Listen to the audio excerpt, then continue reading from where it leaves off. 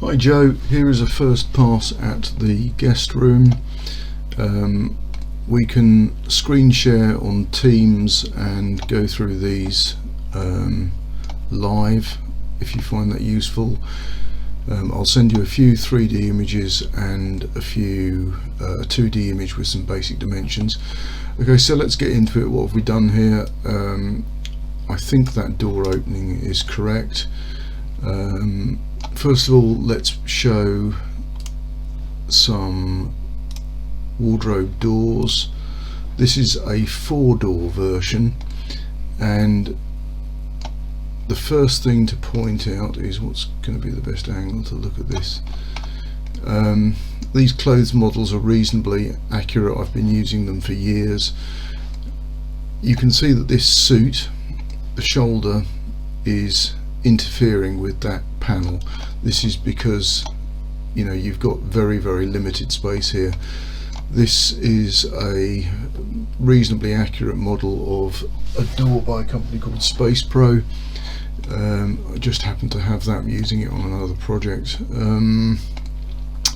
So it's not ideal, and the Elfa rail is slightly further forward than you would perhaps position that if you were doing this bespoke. You can see that with this shoulder of the suit I'm clearing that there.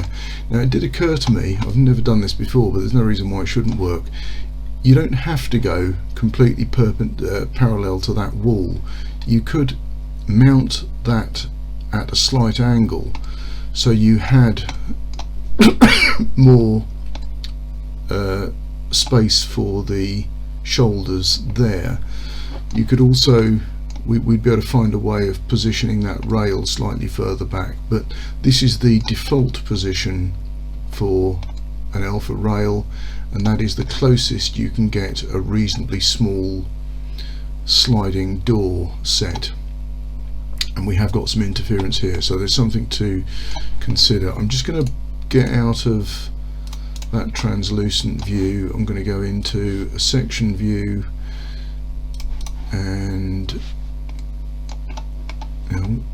yeah, that is the inner door, not the outer door, that's interfering there, as I expected. So the other thing we need to consider when we're designing the Elfa inside is the position of the sliding doors. So is that going to move? Yep, that's going to move. Is that one going to move? No, that one's a fixed door.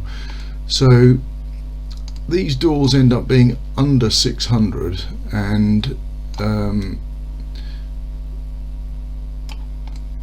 bear with me, I'm positioning that just to sort of touch there, and that means we'll be able to get that one fully out the way and that one fully out the way. Now what does that leave here?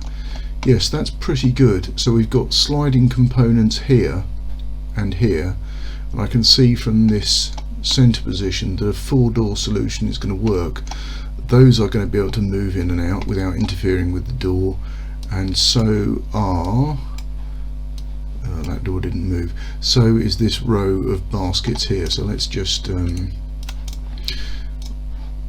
just going to hide that wardrobe door set. I've also dropped a 3-door set in there just to see how that performed. It'll be marginally cheaper than a 4-door because there's less work involved in making it, but let's see how those doors shape up. Let's just have a little play around with that. Again, not sure which ones of these will move. Yeah, so that we're going to get access to this bay. All of those baskets going to be able to pull out nicely. Let's just quickly try and position that door. Now I can see already that we are not going to be able to access, because that door has to stop about there. So with the 3-door we're not going to be able to access these shoes very easily. So the 3-door isn't going to work unless you have less moving components in that middle section. So you could have just, I'm going to get rid of the, I hope this isn't too confusing, but we have to consider these issues. So if you wanted a 3-door and save some money on the wardrobe doors, it's a fractional amount, maybe £100–200, something like that. Don't have moving components here, have either open or static shelves in this area. If you want gliding Elfa components, things that pull in and out on all of these bays, we need a 4-door solution.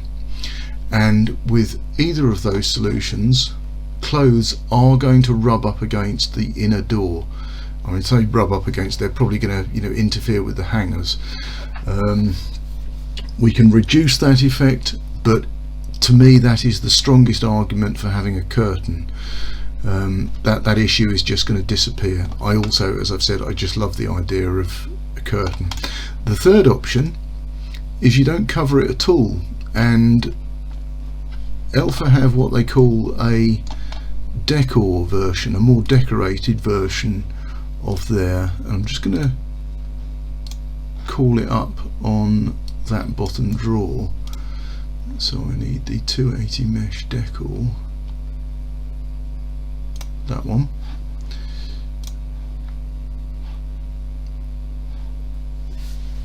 Bear with me.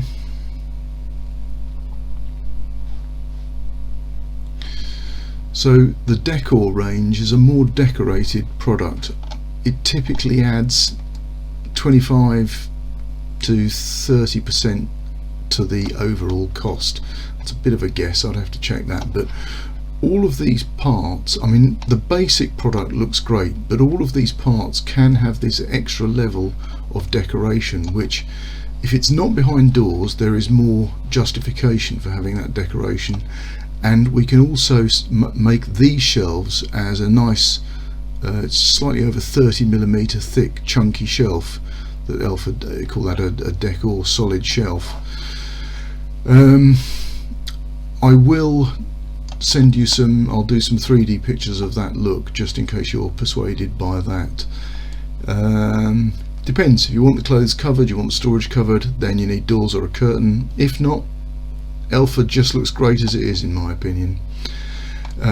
We've got 1, 2, 3, 4 bays of 600mm. It fits really nicely in there, so we can pretty much put what we like in each of these bays. You're getting an understanding of how it works now, I'm sure. That is a basket shelf. It's a wire shelf with a 100mm lip on it, with these translucent dividers that can be used as end caps, and you can also put additional ones in the middle there to create subdivisions. I think that's a really useful product for hats, scarves, folded items. You can see I've created some half height hanging there. Might have to lose that one shoe rack. I've perhaps squeezed a bit too many in there, and we'd need a little bit more height there, but these are all things I can tweak and fiddle with. And obviously you can see we've got some long hanging there. I think that dress model is, yeah, that's 1.5 meters long, that dress. Looks like we've got about 300mm from the ceiling to that high shelf there. So treat this as a first pass, scribble on the sketches and 2Ds and 3Ds I'm going to provide, and let's move it on to the next iteration.